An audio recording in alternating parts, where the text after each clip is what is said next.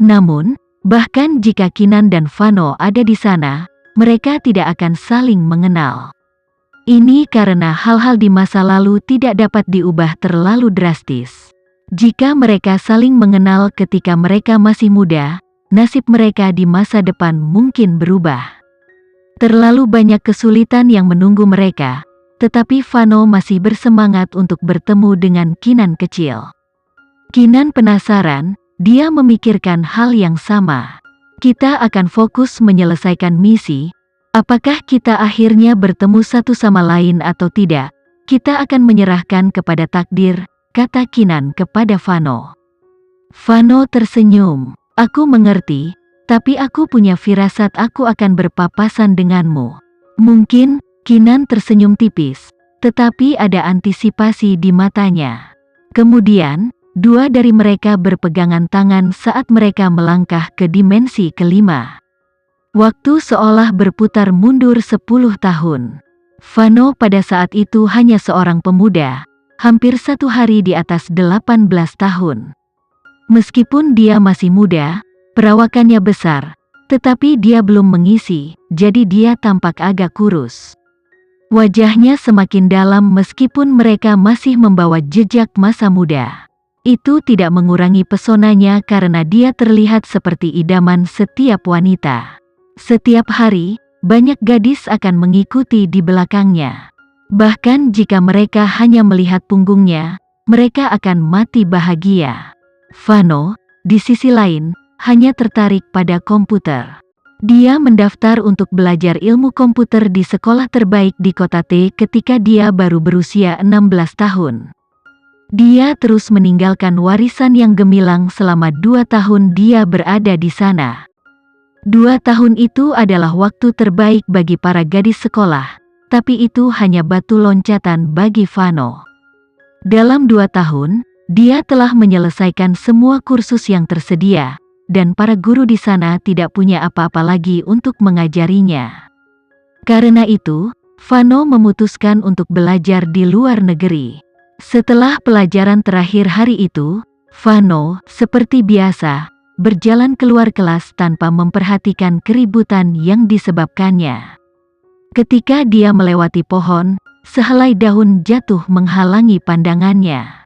Vano menghentikan langkahnya dan mengambil daun yang menempel di bajunya. Daunnya sudah menguning. Vano mengangkat kepalanya dan melihat mahkota daun kuning di pohon. Tanpa dia sadari, itu sudah musim gugur. Pohon akan kehilangan daunnya untuk bersiap menghadapi musim dingin yang datang setiap musim gugur. Sekolah itu memiliki banyak pohon, jadi setiap musim gugur, seluruh kampus akan dipenuhi dedaunan pohon.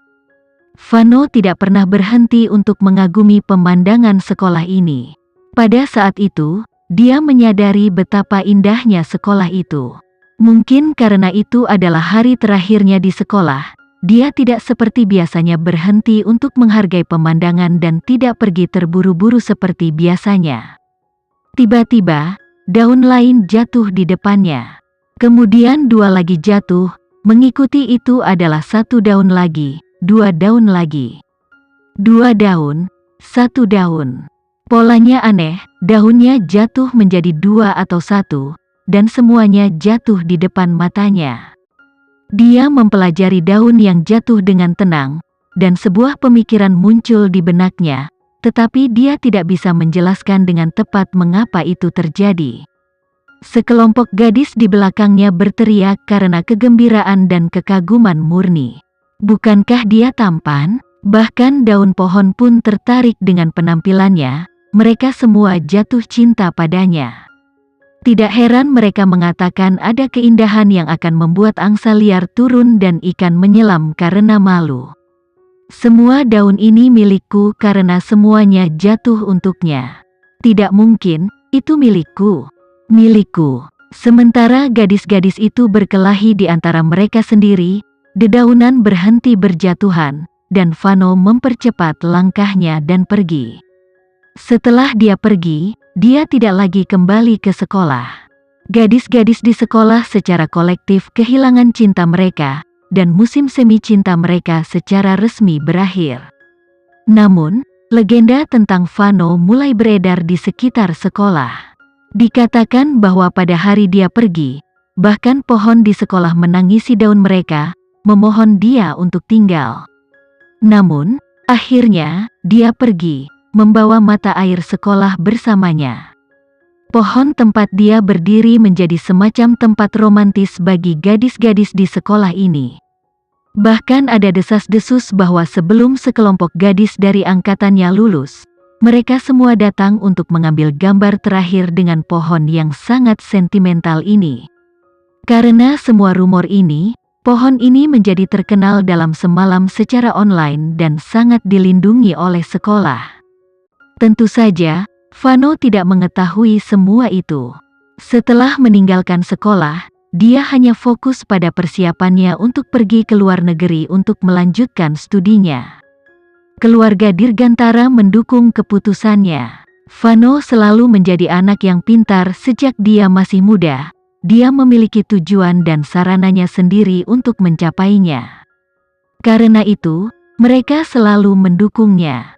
Namun, bahkan sebelum Vano memutuskan kemana harus pergi, berita kepergiannya diketahui semua orang. Elena tidak ingin dia pergi, jadi dia datang mengunjunginya setiap hari, berharap bisa meyakinkannya untuk tetap tinggal. Vano, kemana kamu akan melanjutkan studimu? Di taman, Vano bersandar ke bangku sambil membaca, dan Elena duduk di sampingnya. Vano menjawab tanpa mengalihkan pandangan dari bukunya, "Aku belum memutuskan." Mengambil profilnya yang sempurna, kekaguman berputar di tatapan Elena. "Kalau begitu, apakah kamu punya ide? Jika tidak, aku sarankan kamu pergi ke Akademi H di negara C. Kudengar mereka memiliki kelas komputer yang sangat bagus." Vano mengangkat matanya untuk melihatnya dan dia menjawab, "Itu mungkin benar, tetapi secara internasional, itu tidak memiliki reputasi yang baik." "Begitukah? Tapi negara C cantik, dan Akademi H benar-benar tidak buruk.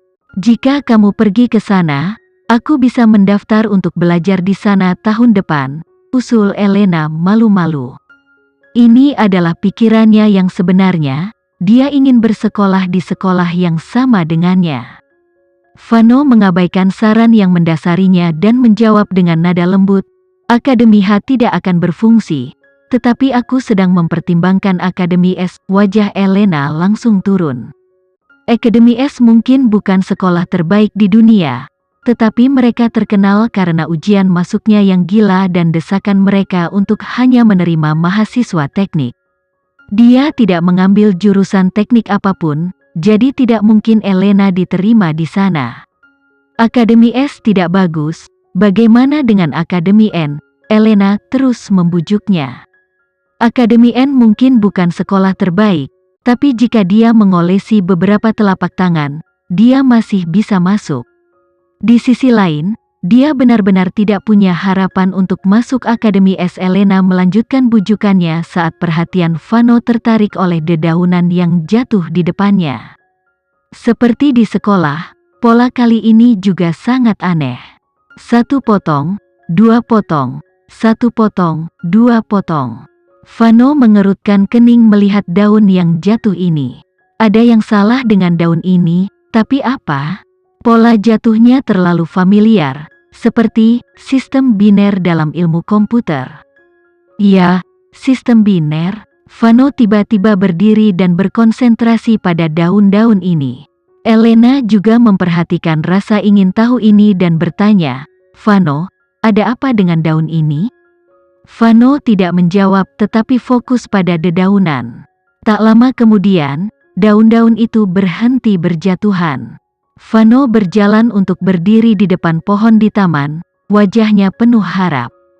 Seperti yang dia prediksi, dedaunan mulai berjatuhan seperti keajaiban. 1 potong, 2 potong. Kali ini, Vano fokus sepenuhnya mempelajari polanya.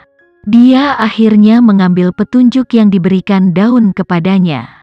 Negara W, kota Darlin. 3 kali daun itu memberinya pesan yang sama. Negara W, kota Darlin. Vano tercengang. Apa yang terjadi? Mengapa pepohonan mengisyaratkan hal ini kepadaku? Semuanya terlalu aneh, seperti peristiwa angker.